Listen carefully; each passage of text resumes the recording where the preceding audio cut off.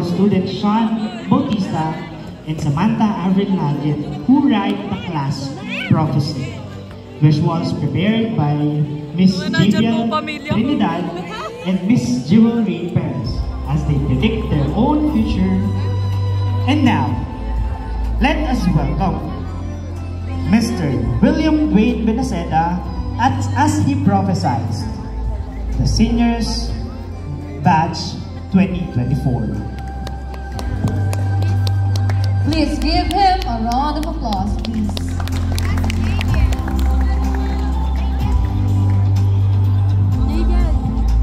Jaden, sinabi ko na isama yung pangalan ni Ezra Wade.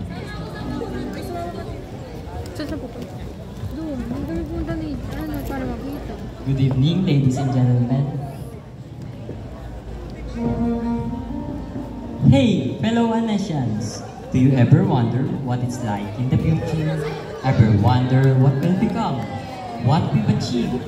Well, I've been told that 15 years from now, Joshua Frederick M. Salas is a thriving internet sensation, delivering video games and traveling content to netizens.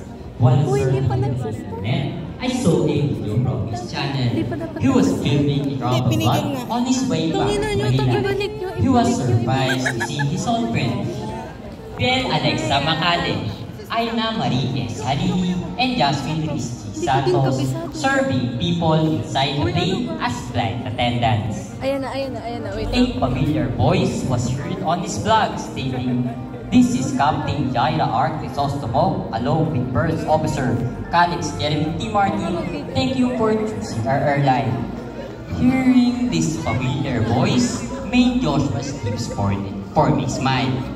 As the plane landed, interaction with his high school batchmate didn't stop inside the airport. He noticed that Reyna Renil Punsalan, Angeline Umali, and Nicolay S. Ibarra were all walking confidently in their flight attendant uniforms, as were Captains Brian James A. Timbol and Jose Rey C. Daijogo were dressed with a horse-stripe epaulet. I scrolled once more after the vlog ended. I saw a news report by Chanel Adrian A. Aduna about Captain Asriel Jen M. Reyes and Captain Ezra Merkel Bensurto Vicencio receiving an award internationally. As soon as the report ended, I went to my wife, Keisha Denise Santos Benaceda's clinic. Who had a very best day. Gladly, she has Janine Can E. Mendoza and JBL M. Trinidad, her co-dentist, to help her out.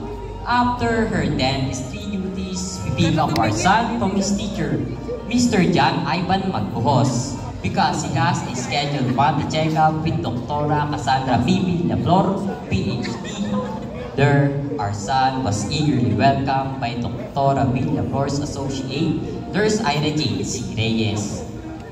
From our doctor's office, me and Keisha went to a 3-star Michelin restaurant owned and handled by the own chef, who happens to be our old friends and classmates, Jax Adrian C. Garcia.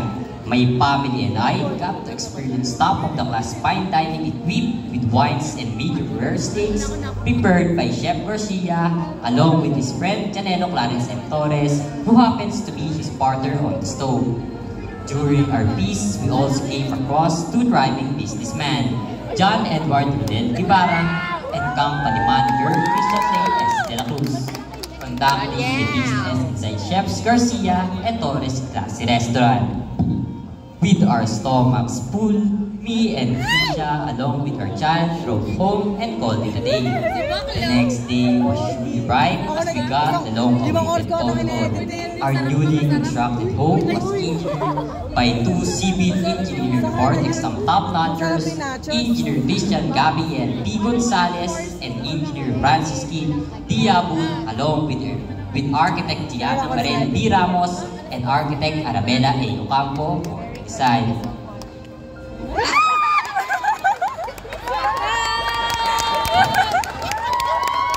On my way to work as a licensed pharmacist, I was stopped during checkout by 2 first policemen and women SPO1 Edmond C. Burayan and SPO1 Taina Glory S. Kahuho by By the time I arrived at my office, a patient came to me and handed me a prescription from an ophthalmologist named Dr. Leo Andre Digger D. Reyes. The patient happened to be Anne Margaret T. Coronel, a famous fashion designer tailoring fabricated dress for known personalities. Surprisingly, I got invited to her upcoming fashion exhibit, presenting her selection of the year 2039. The past flights were booked on the way to Singapore. The plane we were on board was mounted on by a group of Anesian graduates, namely Justin Margaret Villadares, Dana Pauline S. Aguinaldo, and Daphne J. M. Uzi, serving as passengers the boundary we served.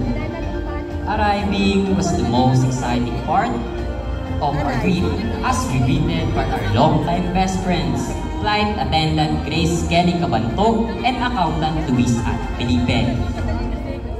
At the fashion exhibit, a distinguished book author Elena Ivana C. Carrasca was signing autographs for Dr. King Nathaniel D. Lagsao and Attorney Micah Esra P. Mateo, Attorney Mark Justin G. Digilla, and Nurse Adam Cancibelo for their copies of her newly published book.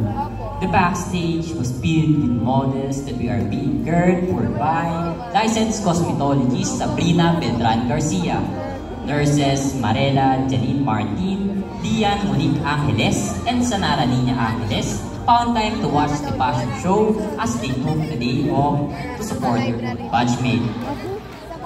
We decided to extend our vacation and bought tickets for a cruise ship and were then welcomed by seafarers Rian M. Montalvo and Emmanuel Ninos Malino.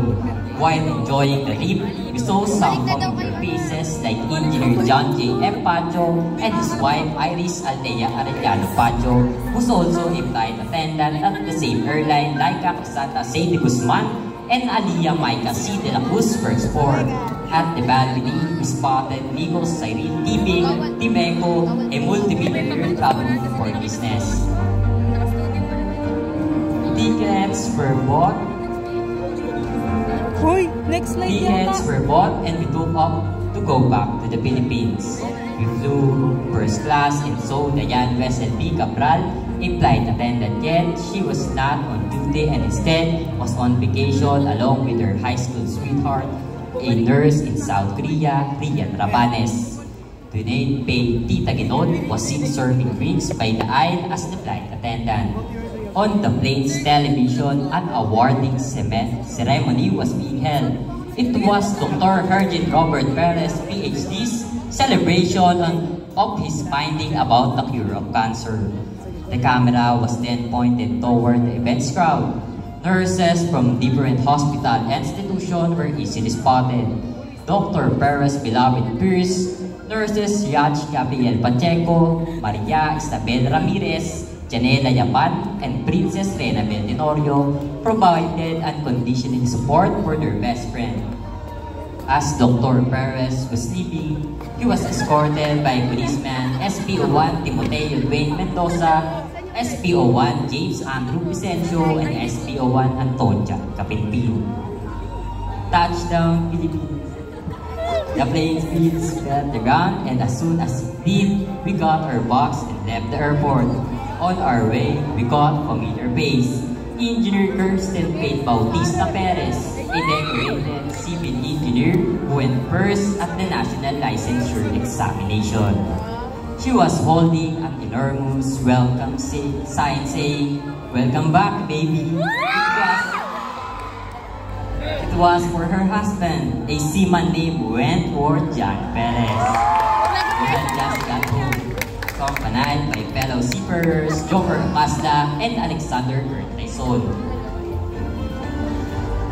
Once in a while, in Bonifacio Global City lets engineers and architects design a building with the layout of their choice. Anesian Falls, architect Andre Benedict A.R. Sega and architect John Lian S. Maala with engineer Eunice Cabantog and engineer Kurt Yuri Santos collaborated with each other to build a hospital. The very next day that we got back to town, Engineer Cabantog invited us to the ribbon cutting of a new hospital in Taguig City. It was led by Dr. Andre Philip Escarpio with nurses Alden Gian B. Estadyan and Sophia Carmela Disico by his side. Firefighter Brent J. Viaje was also there to support his friend and provide aid in case of a fire emergency. Weeks later, for our monthly marriage counseling, my love, Kisha, went to Dr. Jewel Rainy Perez, PhD, who was assisted by nurse Hailey Riz Yu Bautista, who was also her cousin. While waiting for her at the parking lot, I was scrolling through my Instagram feed, and there I saw Dr. Eliza Joy M. Tagunsal attending a concert with attorney Mary Stephanie Santos. Normally chatting, my wife told me that accountant Eliza Monsdi Cape and Mrs. May Angelet Celso Bautista was also there with her husband. As we got home, I opened the television on Bordeaux. I got to watch the championship game between Barangay Ginebra San Miguel and San Miguel Birman. Little did I know that Luis Rafael Marquez was Ginebra's star player, contributing the most out of all players. The Camps fan all side to known analysts. Chloe Sofia R. Pascual watching his schoolmate play ball. Month passed by, I went to my wife's dental clinic to lend a helping hand. Seeing the prominent Rappler journalist, San Inigo S. Bautista waiting in the hallway for Dr. Samantha Abril S. Nagin to finish her monthly dental consultation left me in joy as our old schoolmates still have not forgotten about me and Kisha. At the end of the day, I've come to my realization that all of us graduating Anesians have really achieved our longing dreams after 15 years, and that all of us already have careers that we could always look forward to. I've come to a point where I know that all of the struggles we've experienced as students really paid off in the span of time. Those dreams are not just dreams anymore. They are now living proof that anything is possible. Concluding, I'm really certain that each and every one of us that being Anesian will eventually make it in life. Whatever our dreams, goals, and aspirations may be, I will not be hesitant in saying that we, 10th grade Anesian of the school year 2023-2024 will achieve everything we are dreaming of us now. However, prophecies are only for visualizing. The chances of all of those things to happen really depend on us. So, just always remember that whatever is it that you want, it is already yours. Through looking and moving forward. Soar high, Anesians, Pro Deo and Patria.